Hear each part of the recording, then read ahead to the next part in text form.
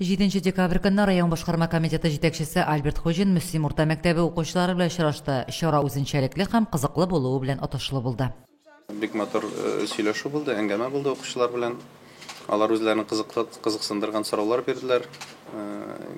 Аларны кызыксындыра инде, менә кая укырга барырга, сез кем булып укыдыгыз, Казанга барып булмас микән институтларны карап кайтырга дип бу сораулар шатландыра.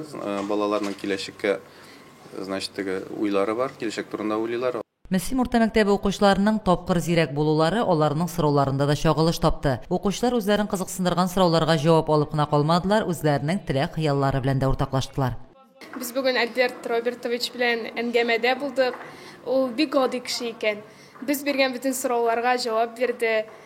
Һәм безне 11 класс сыйныф укучыларын Казанга алып барам диде, институтлар күрсәтергә, экскурсияларга.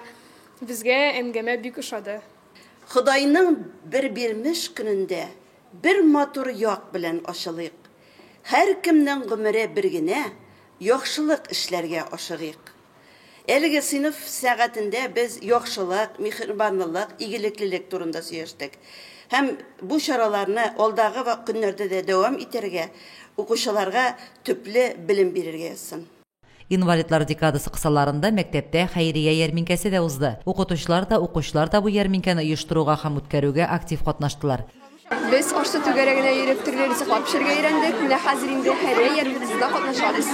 Бүгенге ярминкәбездә укучылар теләп катнашалар, йөрәктән йөрәккә дип атала бүгенге ярминкәбезнең исеме. Инде ничә еллар дәвамында үткәреп киләбез. Һәм инде шушы ярминкәдән җыелган акчаны инде без инде инвалид балаларга бүлеп бирәбез.